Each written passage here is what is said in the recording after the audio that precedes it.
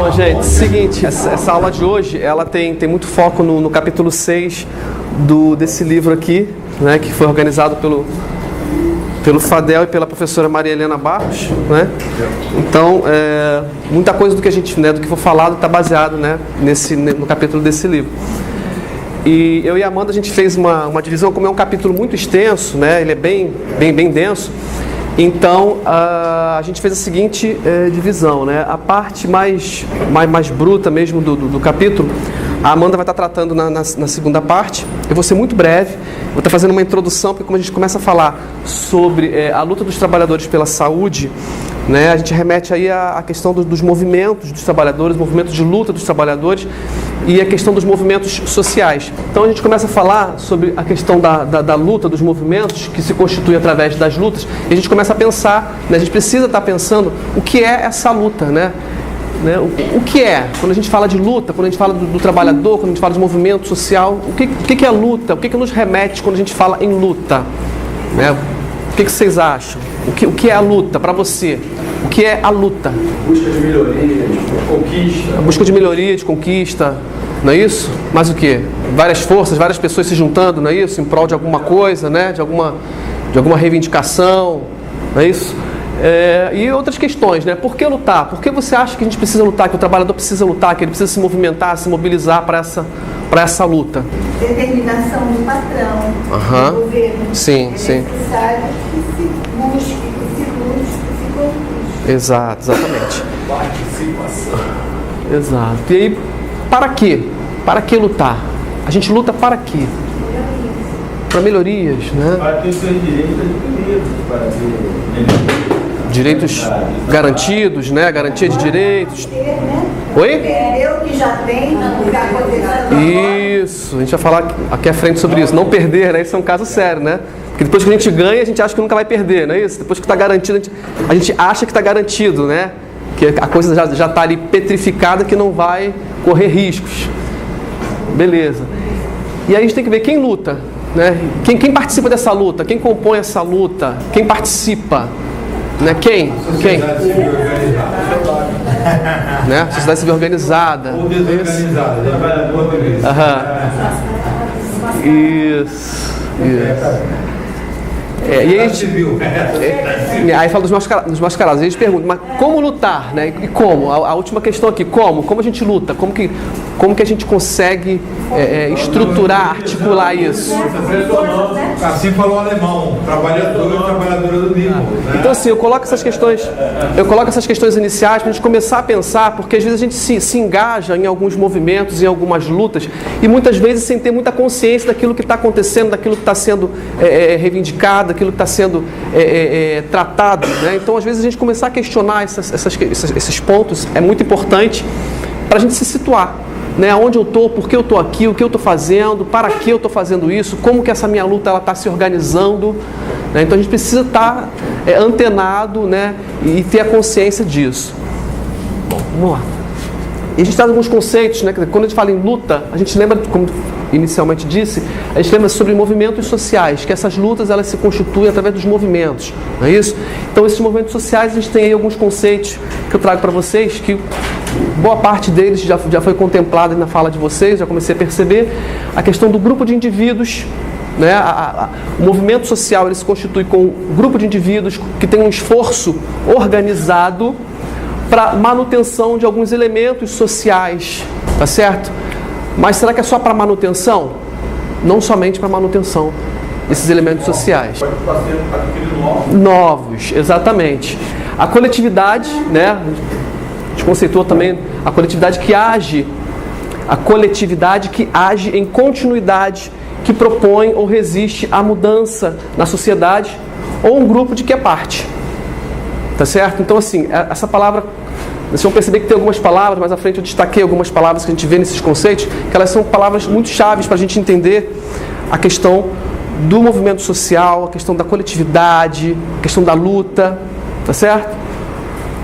Isso aqui também é muito importante, a continuidade, né? A coletividade no movimento de continuidade, que a gente remete à questão daquilo que está garantido, que parece que está garantido, petrificado, mas que pode ser mexido, que pode ser, né, extraído da sociedade, do seu conjunto de direitos. Uma ação ou uma agitação concentrada, não é isso? Com um certo grau de continuidade, a palavra continuidade ela se repete, ela aparece novamente nesse outro conceito. Por grupo pleno ou vagamente organizado, né? E unido por aspirações mais ou menos concretas, tá? Que segue um plano orientado para a mudança. Esse outro conceito fala sobre coletivos, né? Nos remete de novo à questão da coletividade. Então, quando se fala em movimento social, que fica muito claro para a gente que ele se constitui, ele se mobiliza através de um coletivo, né? Porque se a gente fala em movimento, né, o movimento ele não pode se dar em torno de um único indivíduo, ele precisa se dar em torno de um coletivo, né? Organizado ou relativamente organizado, para que ele se mobilize e proponha as suas reivindicações, as suas contradições, as suas oposições, né? É nesse sentido que funciona. E a gente tem esse quinto conceito que fala sobre movimentos urbanos, né? Que os movimentos sociais seriam movimentos urbanos predominantemente, né? Predominantemente porque ele não se dá somente no espaço urbano, né? Mas predominantemente ele acontece nos espaços urbanos. Sistemas de práticas sociais contraditórias, né? Que subvertem a ordem estabelecida a partir de contradições, de problemáticas urbanas. Então, assim, se dá muito no âmbito das cidades, né, no âmbito urbano, mas sempre desempenhado por uma coletividade, por um grupo de indivíduos que se organizam e que se movimentam em prol de um objetivo, em prol de uma luta, em prol da defesa de um determinado direito que se entende no âmbito da sociedade, que é necessário, que é fundamental, que é importante para a manutenção da vida, para a melhoria das condições de vida. Aí aqui eu tento fazer uma junção desses diferentes conceitos que a gente colocou, tá? E assim, muitos termos se repetem nesses conceitos. E aí eu faço esse destaque em amarelo, tá? De palavras-chave que constituem esse conceito, que é a questão do grupo, né? Que são grupos de indivíduos da sociedade que por um interesse coletivo. Então, quando se fala em movimentos sociais, quando se fala em luta, a gente não está falando de um interesse individualizado, a gente está falando de um interesse coletivo, tá? Que age para se organizar em maior ou menor grau, tá certo? A questão da organização ela é importante, porque o movimento, para que ele seja bem constituído, para que ele seja bem articulado, ele precisa ter um certo grau de organização, né? Porque senão vira, né, uma coisa muito solta. Oi? Era bagunça. Então precisa ter uma organização mínima necessária, que é muito importante, a fim de propor mudança ou manutenção, que o colega falou lá atrás, não é isso? Para manutenção de quê? Da forma corrente de vida, ou a mudança dessa forma de vida. Então o movimento social, a luta, ela tem essa característica, tá? De estar olhando sempre para uma mudança ou para a manutenção das atuais condições de vida. Surge a partir... Um exemplo aí lá na Grécia, eles falavam querendo dividir um valor para aposentadoria de quem já recebe, né? Exato, não diferente do que a gente tem vivido aqui, né? Hoje estão fazendo essas mudanças, mas quem garante que lá na frente isso não venha ocorrer com a gente também? Exato, então a gente percebe, né? Não tem nada garantido. Isso. Tá, então assim, esses movimentos eles surgem a partir de quê?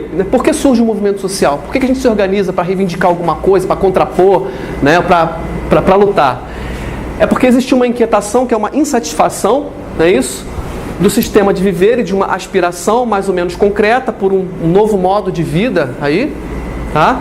Que é permeado por um certo grau de continuidade. Então a gente vê aqui, aspiração, né? A sociedade ela deseja alguma coisa, ela demanda alguma coisa, ela requer alguma mudança ou alguma manutenção, num certo nível de continuidade, tá? Essa questão da continuidade ela é importante, por quê? Porque às vezes quando a gente consegue adquirir um determinado direito, ele se materializa através de alguma legislação, né, a gente acha que aquilo ali nunca vai ser modificado, né, a gente acha que aquilo ali vai permanecer. Mas assim, a nossa realidade prova totalmente o contrário, que a gente hoje sofre, né, esses ataques, esses grandes riscos de termos muitos direitos conquistados, né, subtraídos. Então isso é um risco. Vamos lá. E nessa lógica dos movimentos sociais, a gente tem alguns elementos que são definidores de movimentos sociais. Alguns elementos que caracterizam, que definem esses movimentos sociais. que são a identidade, né? Qual é a identidade do movimento social? Como que o movimento social, ele se caracteriza, ele se constitui, ele se identifica? Então, a gente pode fazer algumas questões, né? Quem somos? O que queremos? O que defendemos? Qual é a nossa luta? Então, a gente saber onde nós estamos inseridos, qual é a nossa reivindicação, qual é a nossa pauta, qual é a pauta de luta que nós temos, a gente precisa entender, não é isso? O que está sendo atacado, né? Qual é o direito que está sendo atacado, qual é a necessidade que vem da sociedade, onde nós queremos chegar, né? Estamos lutando pelo quê? Né? O que nós queremos lutar? Né? Isso tem que vir né? Essa demanda, essa inquietação, ela vem da sociedade. Tá certo? Das nossas condições de vida, da nossa forma de vida. A oposição, né, dentro do movimento social, que é se colocar contra algum elemento social que se julga impróprio ou ruim para a sociedade. Então, esse é um outro elemento que define movimentos sociais. E a totalidade, que é extremamente importante, porque a minha luta beneficia a sociedade como um todo, não somente os que são engajados em movimentos sociais.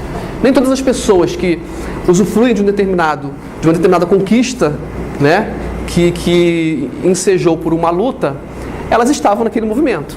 Não é isso? Elas participaram daquele movimento. Nem todos querem participar, mas é muito bom a gente poder usufruir daquilo que foi conquistado pela luta. Não é isso? Mas assim... Normalmente isso acontece com os bancários. Os bancários mesmo, a sua maioria não paga. As agências que fecham, o funcionário, em vez de ajudar, eles são direcionados para outras agências, o próprio patrão direciona, e acaba que a classe não se junta no mesmo objetivo, né? Em tese, assim, eles têm uma representação, né? Tem os sindicatos, né, que representam determinadas categorias profissionais e que estão nessa luta.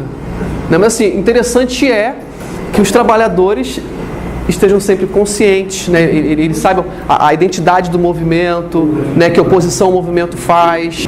E essa busca pelos corações e mentes é um desafio muito grande para o movimento sindical, porque a gente se vê diante de um colega que argumenta que aquilo que nós estamos fazendo aqui é errado. E há aqueles que acham que o que a gente está fazendo é certo, mas que não vão fazer junto conosco, que terceirizam a luta. Então, vocês são o sindicato, foram eleitos para estar lá na porta, fazendo piquete para não lhe deixar entrar. Esse é o defeito. E isso a gente vê em bancos públicos, que não é aquele que, teoricamente, está com medo do desemprego. Ele está preocupado com a não promoção futura. Ele não está bem preocupado. Ele não entra na luta, ele sai e vai para a praia. Ele terceiriza a luta. Todo mundo ouve, consente e cala. É mais ou menos isso que está acontecendo no Brasil. Isso é para mim, é muito triste, porque eu vejo você por essa sequência de problemas sociais, como diz assim, por favor, vamos organizar, mas quem vai fazer essa sociedade ouvir que ele precisa se organizar? Uma trabalhadora falou para mim antes de ontem, eu não sou obrigado a saber nada. Eu sempre fico muito preocupado quando a gente responsabiliza o trabalhador pela sua falta de consciência política. Eu acho que nós temos que cumprir o seguinte, o papel que a gente não está cumprindo na disputa ideológica do trabalhador. Porque senão é o seguinte, por que o trabalhador não vem? Essa é uma discussão, né? O trabalhador não vem. Eu acho também que a gente não tem que inventar, eu acho que a gente tem que voltar aos velhos métodos. Ao invés de achar que o trabalhador tem que vir aonde a gente está, o povão, nós é que temos que ir lá onde o povo está, né, para provocar o debate, levar a informação, porque antes havia uma aproximação do movimento social com o povo digamos assim, na periferia. Hoje não existe. Essa representação que a gente tem, de que as pessoas não estão interessadas em nada, é, por exemplo, totalmente incompatível com o que a gente teve ontem aqui nessa sala, no mesmo horário que a gente está hoje. um curso sobre SUS, puxado pelo professor Fabel, tinha mais de 60 pessoas aqui dentro. Absolutamente comprometidas. Foi o último dia do curso. No final a gente perguntou como é que ficou o curso em relação à expectativa, e as pessoas disseram que o curso tinha ido além da expectativa e que estavam perplexas com a quantidade de informação que elas não sabiam, e agora sabiam, e que o curso já tinha, e falava de várias coisas que já tinham repercutido na prática dela, porque todas as pessoas de trabalho na ponta. Todas as pessoas trabalham na ponta, ciência social, enfermagem, todo mundo trabalha na ponta. Então, esse fato que eu vivi ontem aqui nessa mesma sala, nesse mesmo horário, vai completamente de encontro a afirmativa de que está tudo de problema, e ninguém quer se interessar por nada, ninguém quer saber nada. Essa introdução, o meu objetivo era realmente provocar para que vocês começassem a participar nesse sentido, porque a nossa lógica é realmente essa. Eu acho que a experiência de vocês, a vivência de vocês tem muito a contribuir nesse espaço, né, que é um espaço de troca, um espaço de construção, né, de conhecimento, enfim. Então, o objetivo dessa parte introdutória era realmente essa. Então, assim, se você, né, e eu percebo que isso foi disparado aqui, né? Então, assim, isso aqui são pontos para a gente continuar pensando, tá certo? É uma reflexão que ela não se encerra aqui. Acho que a gente tem que levar para os espaços onde a gente está frequentando, tá? Para aqueles espaços onde a gente representa determinados grupos e começar a pensar isso aqui, não só pensar, mas articular, tá? É a ação de fato. Tá? Eu não vou me estender, porque agora a Amanda vai estar iniciando efetivamente o capítulo do livro que fala sobre a luta dos trabalhadores pela saúde, trazendo os trabalhadores... No blog, né? Vai tudo entrar no blog, beleza? Vamos lá. A ideia Emerson traz uma discussão um pouco teórica e eu trago um pouco de história. Eu sempre gostei muito de história. Desde pequena eu gosto de história. Eu acho que a história conhecer a história, lembrar da história, é um jeito importante da gente refletir, às vezes, as críticas. Então eu ficava pensando naquele dia, porque o trabalhador não... Tem história sobre isso, assim, tem coisas na história que explicam. Tem um texto que eu li para essa apresentação que falava sobre a história dos trabalhadores no tempo de Ford. Aí isso não está na apresentação, mas ilustra um pouco a discussão. E aí a fábrica da Ford nos Estados Unidos, ela tinha um modelo, que era um modelo de produção, mas trabalha um negócio tão sério, né? Assim, tão importante. A gente fala da centralidade, da importância do trabalho. E trabalho é formador de identidade. Eu, por exemplo, sou enfermeira. E o trabalho na fábrica de Ford não podia falar, não podia ter grupo, as pessoas não podiam estar coletivamente sentadas, os lanches eram muito pontuados, você tinha um jeito de ser um trabalhador da Ford e você não podia conversar e não podia sorrir. Prazer era para fora do trabalho. Aí a história que conta esse texto era de um senhor que trabalhava na Ford, um trabalhador da empresa, numa esteira, e era esteira. Ele construiu a ideia da esteira, de montagem. Ele não podia sorrir. Então ele falava e sorria tipo ventríloco, com canto de boca. E aí aquilo passou para a família e na casa dele.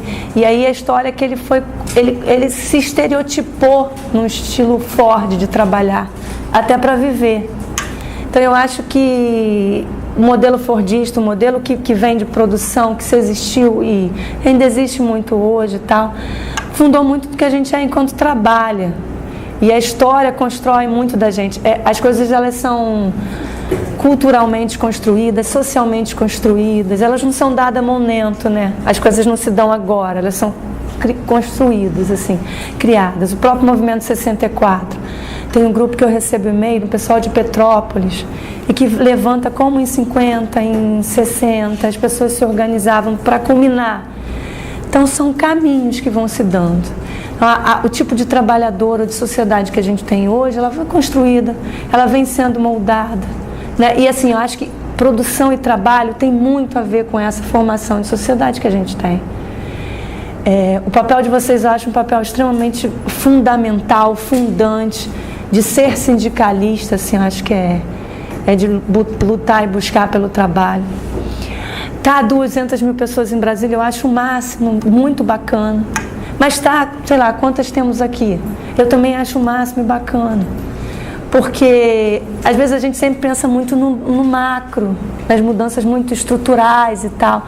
Marx falava muito disso, as leituras. Mas, às vezes, cotidianamente, o nosso exercício de sindicato, eu não sei de qual que vocês são, de saúde de Osasco. Todos profissionais de enfermagem. Eu sou enfermeira. Então, assim, a gente participou muito perto do trabalho do CEP, no Rio. Então, assim, há trabalhos que dentro do sindicato são construídos. O CEP do Rio construiu uma secretaria de saúde, que é incomum de se ver, né? Dentro da estrutura sindical, uma secretaria de saúde, com uma pessoa que defendia e falava. CEP é Sindicato Estadual dos Profissionais de Educação, é unificado. Profissionais de educação é merendeira, é servente, todo mundo educa, né? E professores, CEP, CEPE. E, assim, são lutas. As lutas cotidianas são de grande importância, as idas para lá são de grande importância. O meu sindicato, que é de profissionais de professores, o EDUF, a ADUF faz é uma associação de docentes, faz trabalhos muito interessantes dentro de Niterói. Hoje a gente está trabalhando com dentro da estrutura lá da ADUF, uma caderneta de saúde, para pensar e a gente poder pontuar as questões de saúde. Tipo modelo operário, uma proposta disso dentro desse nicho sindical.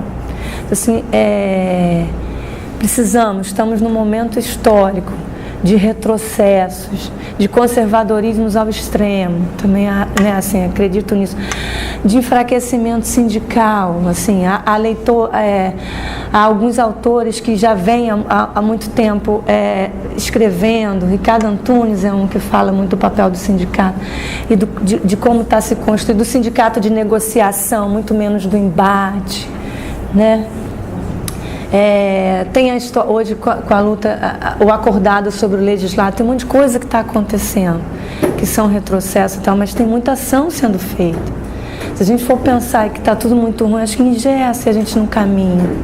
Então, e a gente vê potência, mas assim, a grande mídia não vai mostrar isso. Eu lembro que eu vi na grande mídia a destruição das portas do Senado, né, como que teve vândalo, mas as 200 mil pessoas lutando e tal, pouco sei. Então não se espera que há uma deturpação do uso, né? Isso é controle social, a gente não está falando de movimento.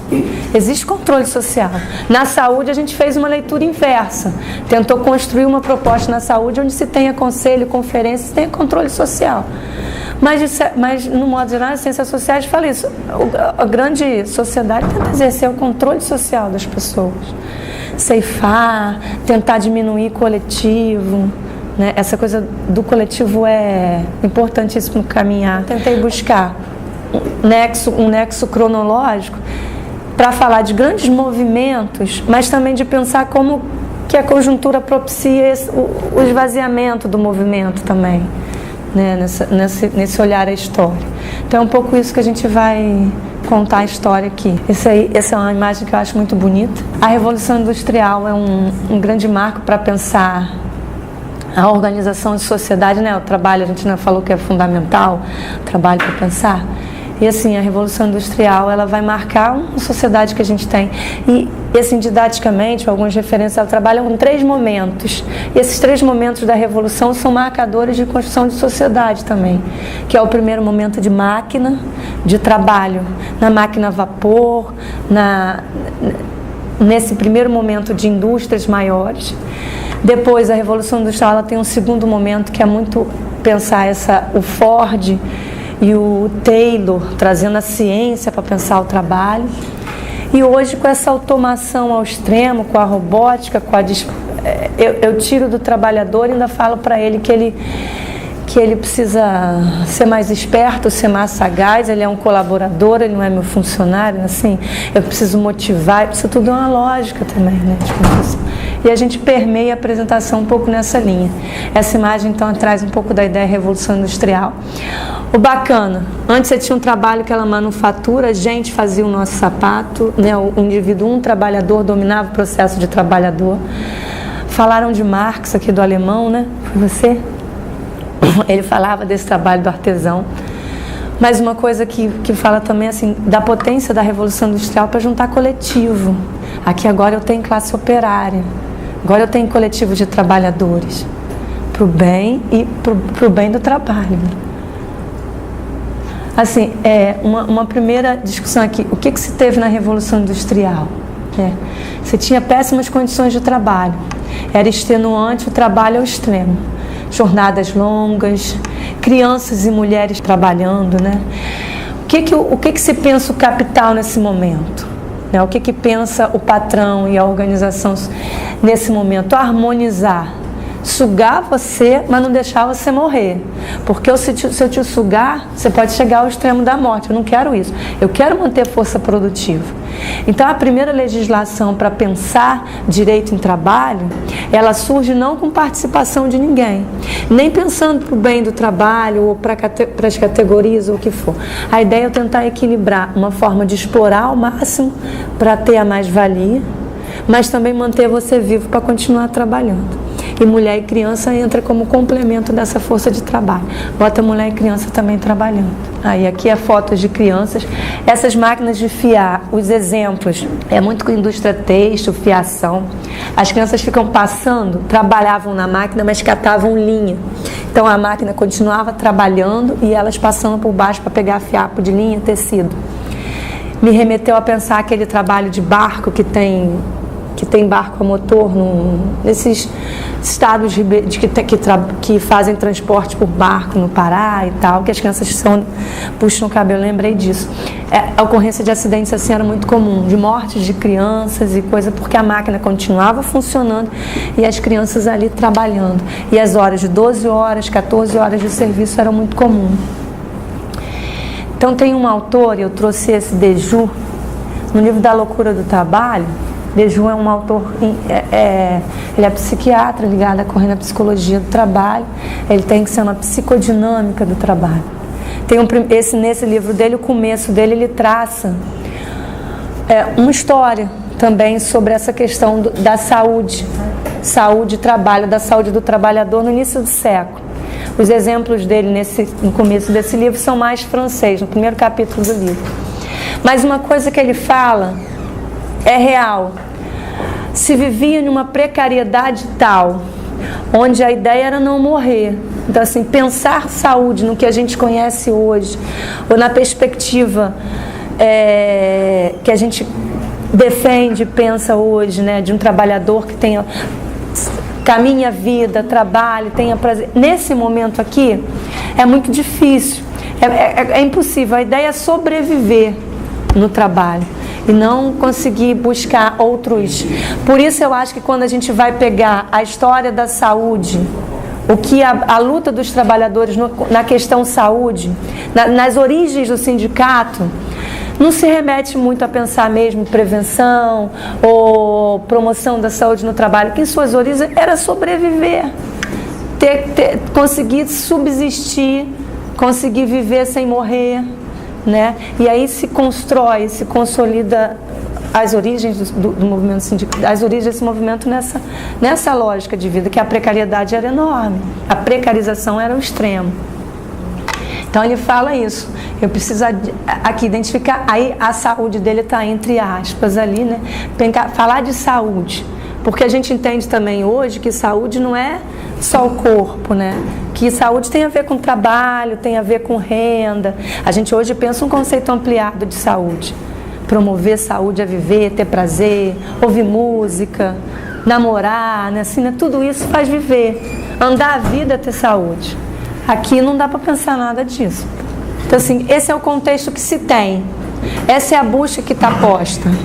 Os movimentos, então, de origem, aí eu vou trazer alguns exemplos de movimentos internacionais de luta de trabalho, vão nessa linha. O primeiro deles é essa figura do Ned Ludd, que são os quebradores de máquina. Não sei se vocês conhecem. Alguns exemplos desses eu vou passar rápido, porque assim, a parte do princípio vocês já sabem todos. Eu conheci mais tentando melhorar a apresentação. Ele é inglês e eles quebravam as máquinas. Aí é um pouco do hino. A ideia de marchar para quebrar a máquina. E aí é uma luta mais acirrada, armada, né? Aqui é o exemplo do cartismo, é um outro exemplo de movimento. Então, o Ned Ludd, você teve esses quebradores. Os quebradores eles foram condenados à morte, né? Então, um primeiro exemplo de movimento organizado foi quebrar-se as máquinas, vamos destruir as máquinas, mas esse foi reprimido com muita pressão, né, com muita pouca delicadeza, e as pessoas foram mortas desse movimento. Aí se extinguiu a questão do LUD. Depois você tem o cartismo, onde você tem aí um movimento de legislar sobre saúde e trabalho. A Carta do Povo é uma associação de operário que reivindicam melhores condições de trabalho, jornadas de trabalho menores, né? Sufrágio universal masculino, é isso mesmo, era para os homens votarem. Ainda não tem mulher e criança, continua trabalhando, mas ela o início não vai ter essa questão toda.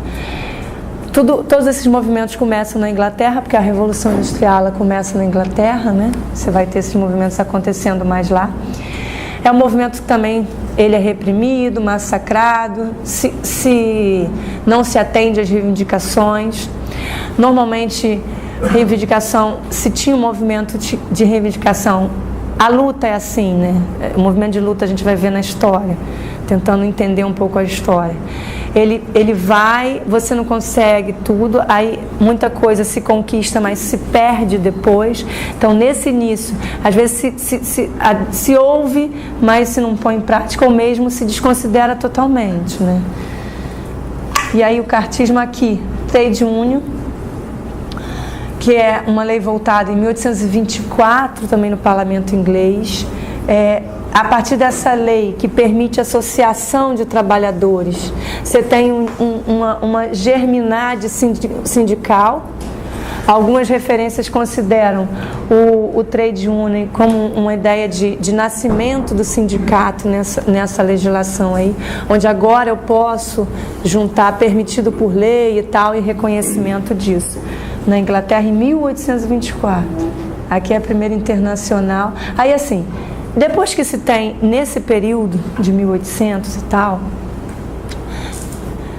se tem no mundo, principalmente pouco o Brasil, né? Vocês vão ver que o Brasil tudo vai chegar muito tarde aqui.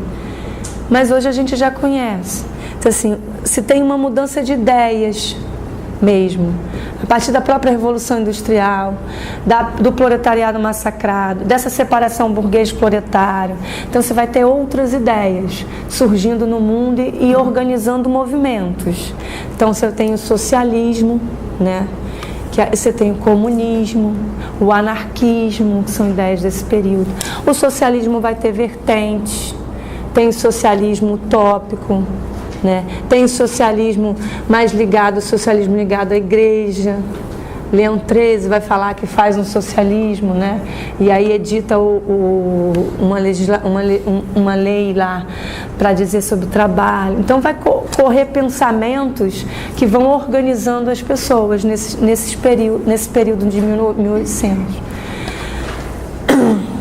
E aí a corrente socialismo científico com Marx e Engels, né? Vão para as eleituras e vai ter o comunismo como algumas referências falam como vertente do socialismo, mas sim como vertente do socialismo. E aí se organiza movimentos maiores, isso vai ganhando um corpo maior. E aí a Primeira Internacional é esse exemplo, de nessas novas ideias, onde de direitos, do trabalho, da questão da submissão do proletariado, de que eu preciso buscar não só a subsistência, mas existir com qualidade. Aqui ainda a questão de saúde é muito pouco discutida, né? Nem aparece, talvez aparece sim, não vou dizer que não aparece, porque, por exemplo, Marx fez uma enquete operária, saúde do trabalhador, a gente sempre lembra disso, ele fez um estudo sobre a saúde dos trabalhadores numa indústria. Então não quer dizer que você não tenha preocupação, mas eu ainda vivo numa tal sociedade onde eu preciso pensar, sobreviver e direitos elementares de cidadania que não se tem, né? E aí a Primeira Internacional é um exemplo de movimento onde as organizações e sindicatos de todo mundo para a melhoria das condições de trabalho, né? E aí o período da Primeira Internacional. Aqui são fotos, Marx e tal, congrega. A história. E aí outro exemplo de movimento, história da sono, às vezes. Eu conto história para meu filho, para dormir. Mas a história do 1º de maio, que é legal também. Qual que é a história do 1º? E vocês já devem saber, né? Então essa parte a gente corre mais. Mas o 1º de maio a gente lembra de Chicago, lembra dos mártires de Chicago. Diz que muitas pessoas morreram. Então assim, o 1º de maio, acho que se pensa outro jeito, se discute outro jeito, porque as pessoas esquecem da história. A história do 1º de maio há que ser contada, como a história da ditadura precisa ser contada. Né? Precisa se lembrar das pessoas que pagam um alto preço. O próprio trabalho sindical, eu acho que vocês pagam muitas vezes um preço alto de um trabalho que é importante, que é vital e tal, mas pagam. Muitos deixam de estar vocês estão deixando de estar com a família para estar aqui. Isso é questão de saúde também, então há que se cuidar. Mas ao estar aqui, vocês estão tentando ampliar um pouco o diálogo, ampliar a discussão para tentar ir para os seus pares e multiplicar isso. Os mártires de Chicago, o monumento que se tem, né, e as pessoas aí que pagam um alto preço. Essa é a questão do 8 de março, né, um outro exemplo que eu trouxe. O 8 de março é uma data de relevância. Só que assim, não há uma concordância com essa data. O que eu achei da data, que eu achei muito, muito interessante de porquê da data, é que o que se teve, quando se comemorava no início do século, na Revolução Russa, antes da Revolução Russa, o Partido Comunista, a corrente feminista do Partido Comunista, comemorava o Dia da Mulher na última semana de fevereiro. Eu peguei uma lista num artigo de vários motivos, mas esse dinamismo da mulher, esse protagonismo da mulher para a construção, ele nunca não é lembrado, não é de domínio público. De domínio público você tem, e aí a própria ONU, não. E aí não tem visibilidade porque você tem todo um contexto que não quer que tenha. Como que em plena Guerra Fria eu vou fomentar um Dia Internacional da Mulher onde eu estou falando de Revolução Russa, né? Então, mas essa é uma associação que você tem que seria mais fidedigna de fundamental para o Jeová. É uma data de relevância, sempre associada, e aí associada à ideia da mulher trabalhadora. Mas a mulher trabalhadora, essa é a história que se tem corrente, né, que da própria, quando se estabeleceu internacionalmente o Dia Nacional da Mulher, década de 70, dia 8 de março, se traz esse discurso, essa fala, então é o que se conhece, que você teve uma greve, você teve esse movimento em 1857, isso foi em Nova York, e que as mulheres reivindicando diminuição de jornada de trabalho, equiparação salarial aos homens. Quando eu leio, me angustia, porque assim, equiparação salarial aos homens, né? Tipo assim, tanto por isso agora. Ok, elas não chegavam a 1/3 do salário masculino. Sem querer te cortar. Não, me cortando, por favor. Então, até às vezes a gente que está no movimento, na luta, acaba não... mas por isso que a gente está aqui.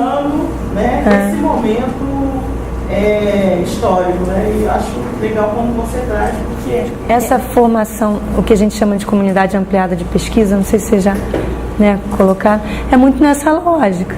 Assim, tem história, meu trabalho é buscar história, construir, então eu preciso investigar, ler, e aí a gente agora discute, e o que vocês têm de saberes a gente vai construindo, e aí você está falando só.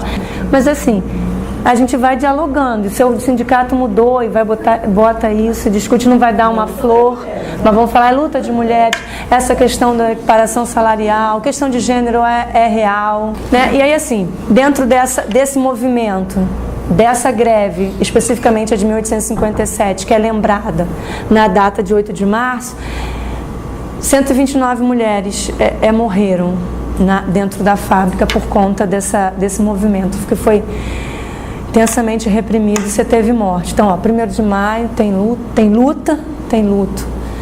8 de março tem luta, tem luto. Então, tem muita luta, muito luto, mas não dá para parar de lutar. E a gente vai vendo que tem ganhos na luta também.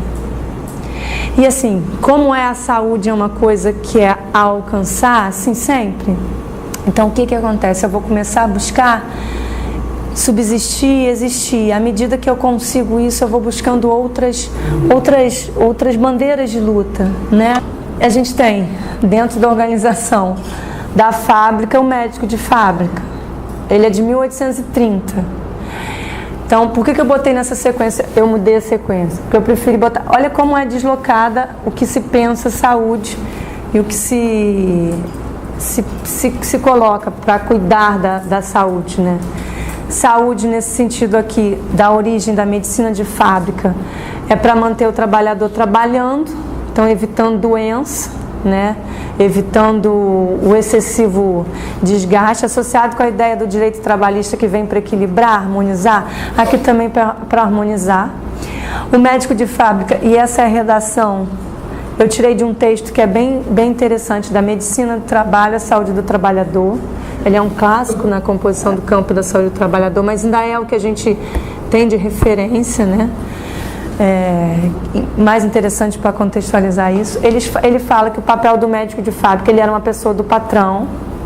Então, não é uma pessoa programa, é uma pessoa do patrão, do proprietário, que falar de saúde, pensar saúde é uma questão médica. Quem vai cuidar é o médico e é de responsabilidade do médico. Qualquer problema é com o médico, né?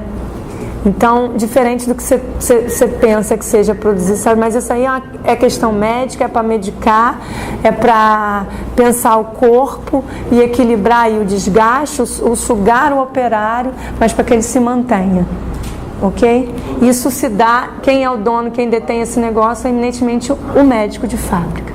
Diferente do que se constrói hoje na saúde do trabalhador, onde a gente tem papel fundamental, protagonismo dos sujeitos que trabalham, aqui você não tem isso não. Isso é uma questão, é técnica, é da ciência médica, isso não tem nada a ver com quem trabalha. Você vai lá e vai cuidar.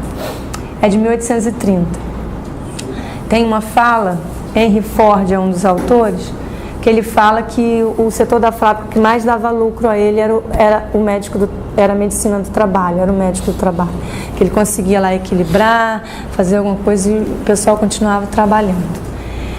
Passar rapidinho, que eu não sei nem que horas são, mas aqui é um pouco assim, o que eu tenho? Eu tenho aquele tipo de luta vinculada à sociedade que a gente está falando, né? Aquele trabalhador que está na subsistência, que está na fábrica, no tear e tal. As lutas vão se organizando, tem as correntes socialistas que caminham para uma luta, tem o anarquismo que vai ter uma outra corrente de luta, né? Os trabalhadores vão se organizando e tal. E aí aqui é um outro momento do processo de trabalho, que aí quando a gente fala processo de trabalho, o processo de trabalho não muda só no jeito de trabalhar lá, ou no jeito da gente trabalhar, mas é no jeito de viver. Gramsci fala, eu não sei se eu coloco uma fala de Gramsci, que Ford e Taylor, esse jeito fordista, jeito americano de ser, ultrapassa o próprio processo de trabalho e perpetua um jeito de viver das pessoas, né?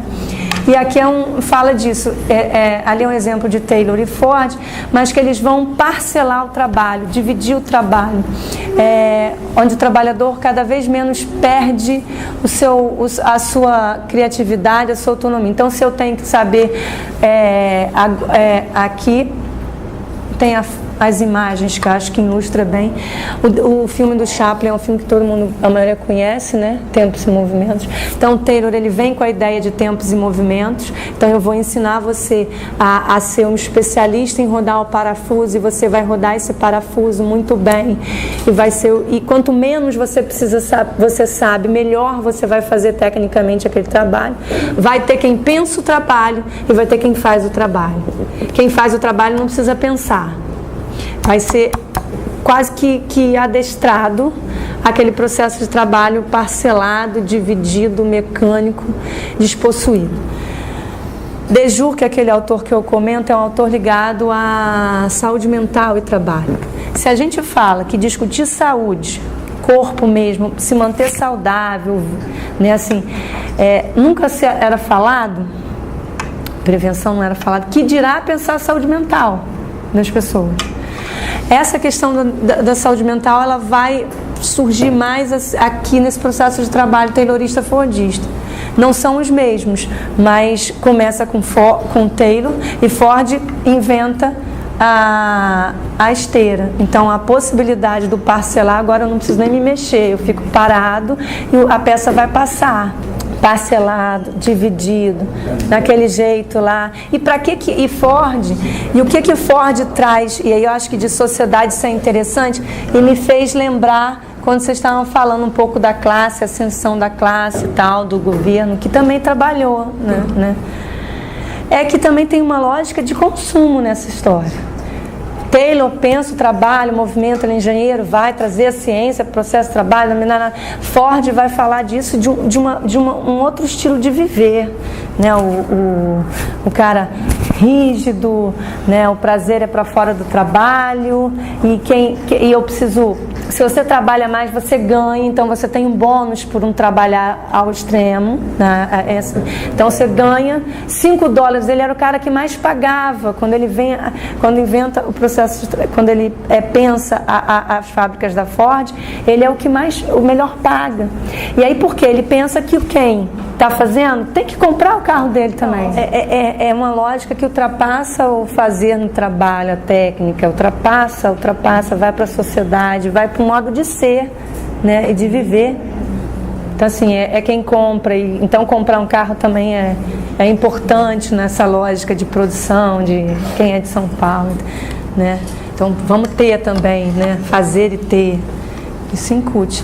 Aí a leitura em Gramsci ele faz uma análise do Fordismo e ele fala Fordismo e americanismo, esse modelo de viver americano que vai consumir e de consumo. Novos métodos de trabalho são inseparáveis de um novo modo de viver. Mas assim, então o que se tem aqui? Pensando na cronologia, aqui eu já estou década de 60, então Taylor e Ford eles são conterrâneos em idade, mas Taylor começa a mudar o processo de trabalho para agora não é mais máquina a vapor, agora eu tenho eletricidade, né? Então eu mudo a história ali no início de 1900, ela está diferente no mundo. Mas assim, não vai funcionar, você vai ter uma economia prosperando, se prospera. Na Europa, esse modelo ele não entra com tanto vigor quanto entra o modelo americano na América. Então a América, nesse modelo taylorista fordista, ele é os Estados Unidos são de grande importância na história. Na Itália, se expande para o mundo todo, mas, por exemplo, Itália é onde vai ter fábrica, onde você vai ter mais questionamentos acerca disso.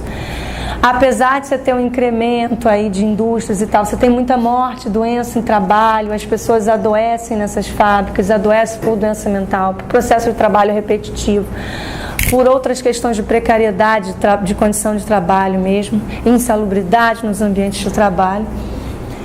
Aí na década de 60, e é por isso que eu trouxe agora aqui, surge um movimento na Itália, que é um movimento que serve de base. Eu acho que vocês devem ter escutado aqui o movimento operário italiano de luta pela saúde. É um primeiro movimento de luta de trabalhadores, onde a saúde entra como agenda de luta, assim, como ponto. E sindicalistas, trabalhadores, pessoas que estudam, pessoas ligadas a estudantes de universidades, de escolas, cientistas, técnicos. Então é um grupo de pessoas técnicas, de trabalhadores e sindicalistas que se organizam em volta de uma luta pela saúde, nesse movimento italiano. O movimento italiano ele é bacana, ele é um movimento que repercutiu mundialmente, assim, conhecido mundialmente, movimento operário italiano. No Brasil, o pessoal da reforma sanitária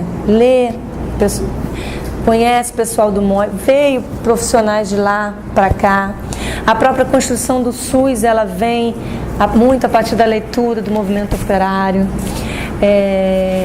O movimento operário, ele legisla no Brasil, a legislação de mapa de risco vem do pessoal do movimento operário, do ganho desse movimento.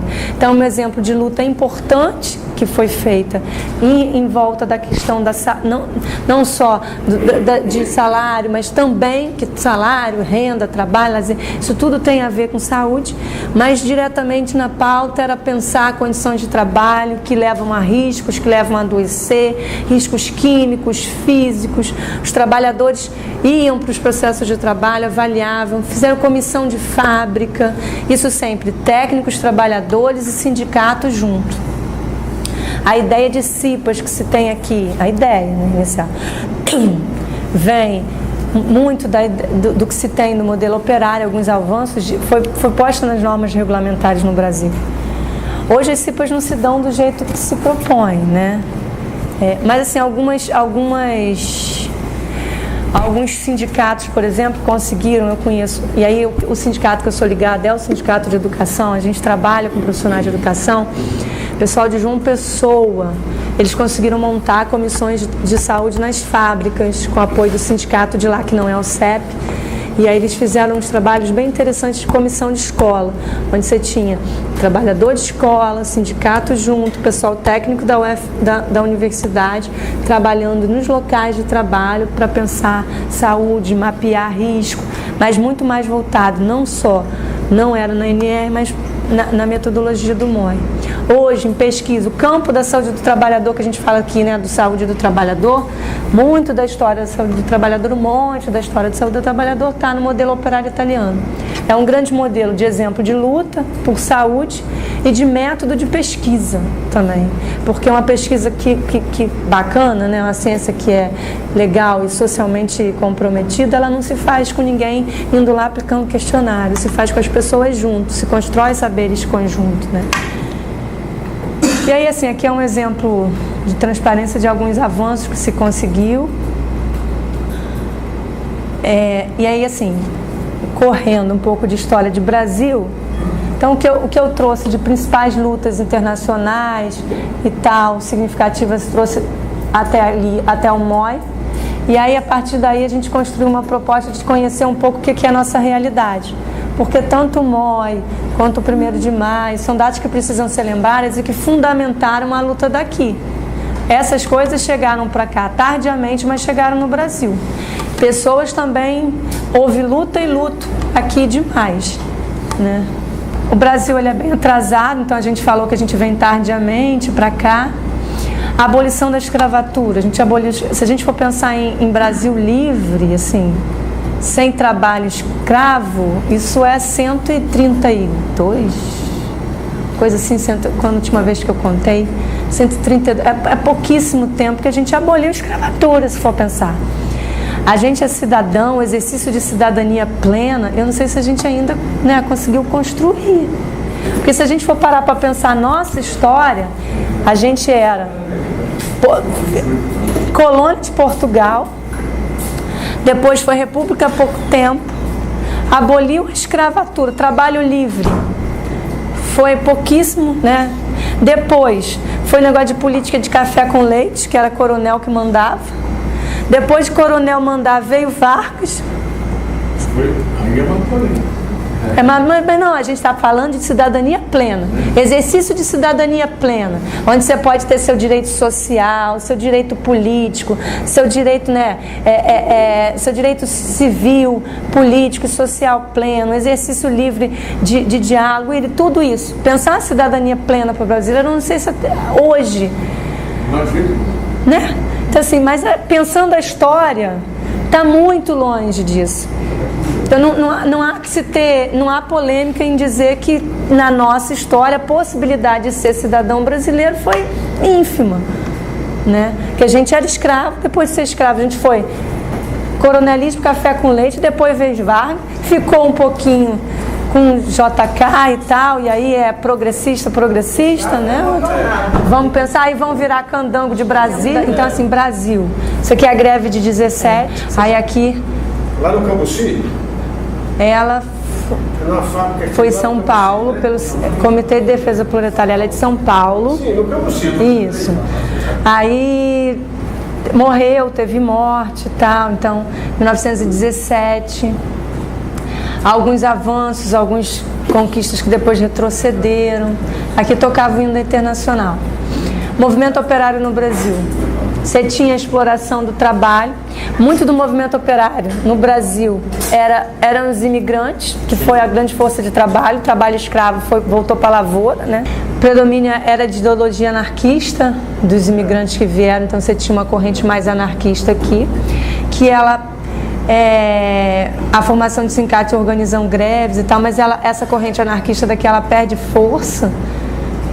Depois ela começa a perder força no Brasil. O principal instrumento de luta operária foi o Partido Comunista, que tenta organizar, mas aí começa a virar a ideia de a repressão vem muito forte e começa a encarar isso como caso de polícia, organização sindical. O partido entra na clandestinidade. E outra forma de minar o movimento é o Sindicato Amarelo, que é o Sindicato Católico, se organiza outras correntes sindicais que não são ligadas ao movimento anarquista, ao movimento do Partido Comunista, ao movimento mais de luta, né, mais crítico. E Sindicato Amarelos Católicos, sindicatos que aí minam o movimento, organizam. Então, assim, de 1917 a 1930 a gente tem essa conjuntura aí. Se sindicaliza, forte o anarquismo, mas tem repressão policial, isso vira a ideia de sindicato no Brasil, vira caso de polícia. Eles minam o movimento com repressão católica. Aqui é Getúlio.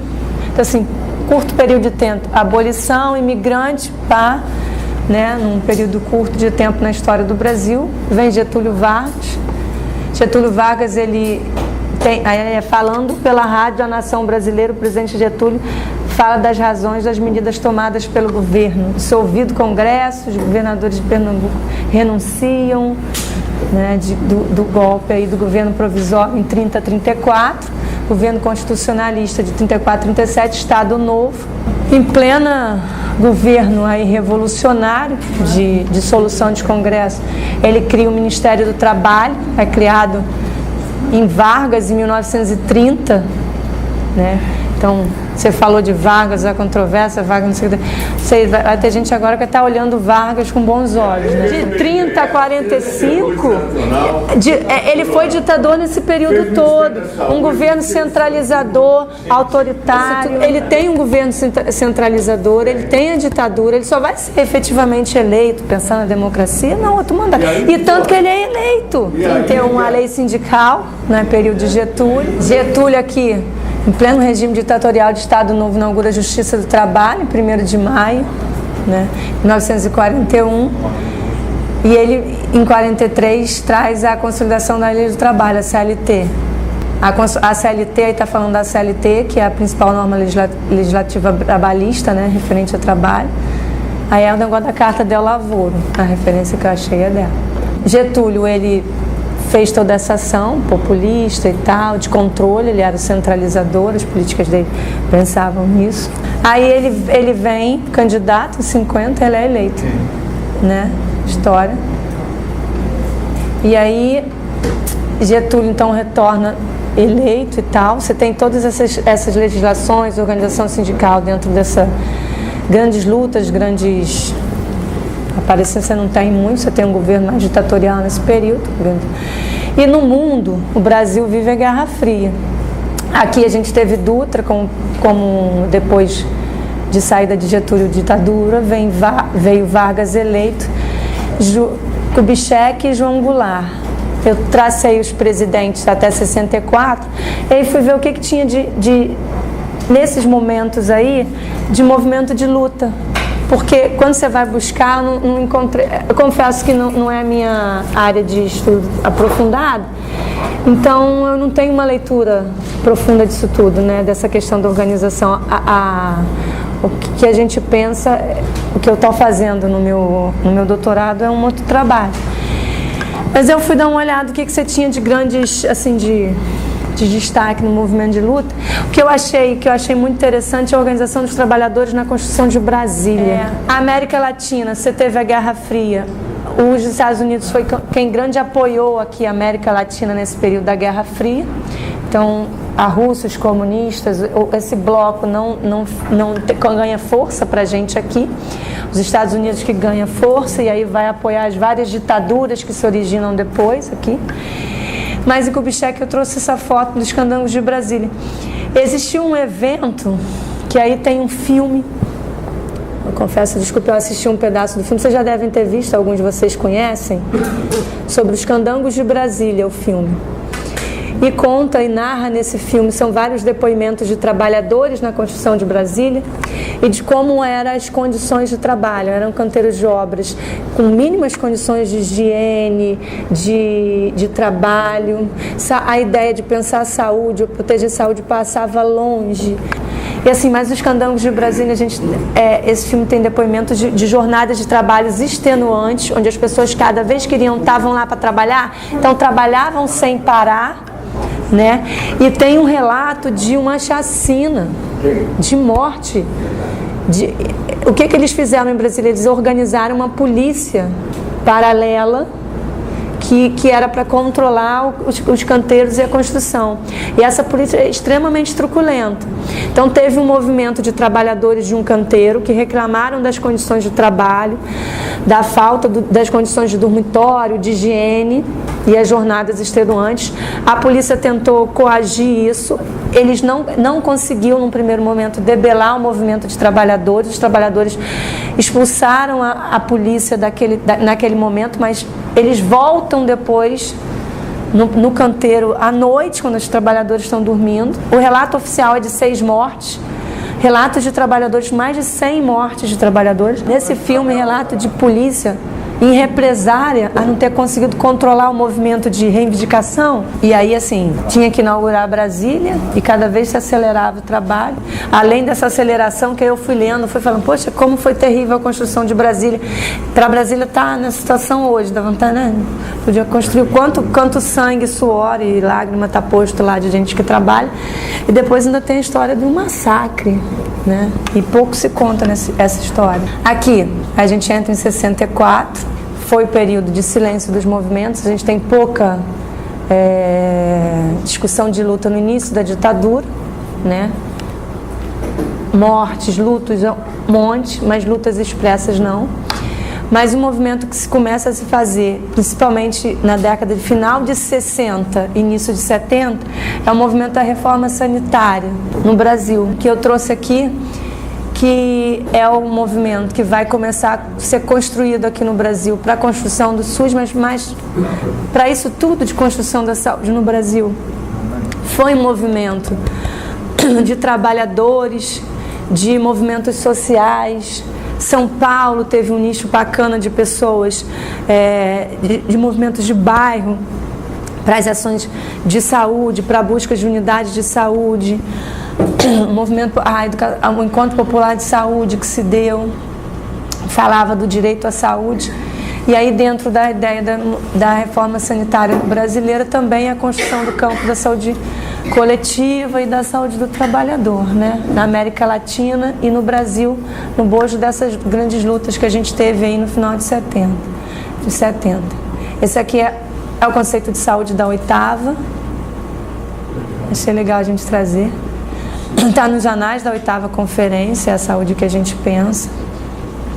Transporte, emprego, forma de organização social e de produção dos quais podem gerar grande desigualdade em vez de vida.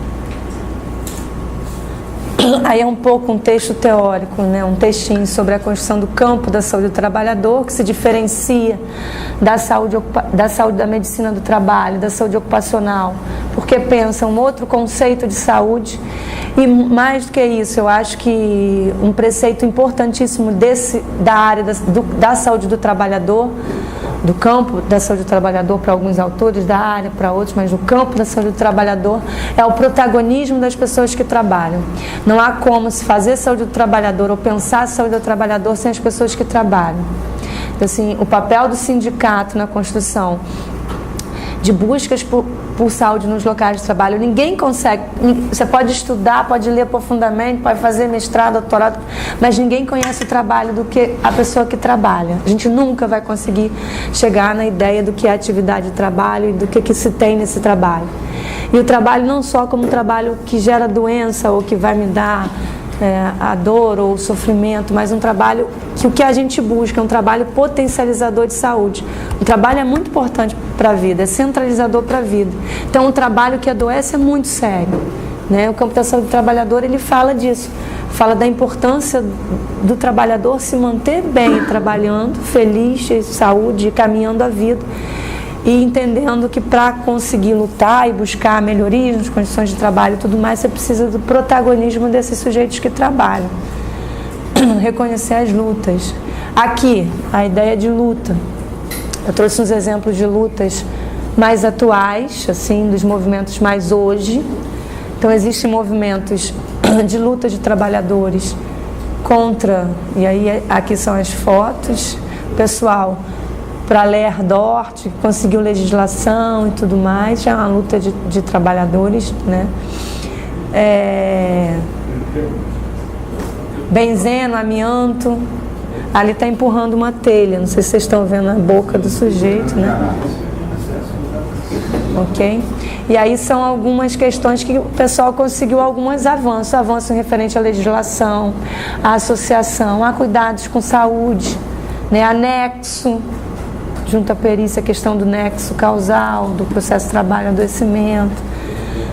Então a gente tem se caminha, tem conseguido questões, né? Frente a hoje, se consegue avanços e tal, mas hoje a gente se vê um processo de trabalho robotizado, que onde a gente não é o cara, o trabalhador não é o que aperta o parafuso muito bem, mas é o que tem que apertar o parafuso, conhecer computação, tá fera na informática, dar conta do contexto de vida, tá na luta sindical, né? Tá tudo isso. Essa sociedade aí que vem da Toyota, da acumulação flexível, é a sociedade que a gente vive hoje, né? Sociedade e processo de trabalho que a gente vive hoje. Então não dá para sair dela. Aí assim, esse material é um pouco das características do que repercute. E achei que tinha tudo a ver com a gente pensar o que se põe de luta, assim. Então assim, lutar, tem a questão da reforma trabalhista, da reforma previdenciária, da lei da terceirização. Mas isso está atrelado a um outro modo de produção que já vem, a um outro modo de pensar a sociedade, e que são lutas constantes. E assim, vai ter fala, às vezes, de pessoas que vão achar que é bom, trabalhadores, é legal a terceirização, porque aí eu trabalhar, eu tenho emprego, compra esse discurso, né? Aqui, baixo nível de sindicalização, enfraquecimento sindical em defesa dos direitos trabalhistas. Isso é social. Aí é o que a gente tem posto, né? Isso aí são fotos de semana passada, então a luta continua. Ali a repressão, né? A gente tem uma lei de terceirização já aprovada, sancionada, com númerozinho. Tem a reforma trabalhista aprovada na Câmara de Deputados, está tramitando no Senado, essa semana não conseguiu. E a previdenciária, que, segundo fala de Maia, eu peguei um jornal de ontem, Rodrigo Maia falando esse Maia aí. A reforma previdenciária entrará na pauta nas próximas semanas. O que a gente está falando é que, como a gente vê, isso é socialmente, culturalmente, isso não é agora que a sociedade está se negando a olhar. Isso vem sendo um modo de viver e um modo de produzir que vem moldando esse jeito também de se abstrair de outras coisas. Há uma geração que é extremamente, aí volta a ideia o que é o telefone, que se aliena um pouquinho nesse aparelho, que usa isso para fazer um movimento bacana e se mostrar. Quando a universidade mudou, nas quase 2 últimas décadas, quando ela se torna mais aberta, ela mudou de cor. Política de cotas. Então a gente tem, na verdade, a entrada de estudantes que, né, antes não estariam dentro da universidade. Então, assim, o último slide é esse, depois é a referência, mas é da questão do sindicato, é isso. Muito bem, mas vamos caminhar.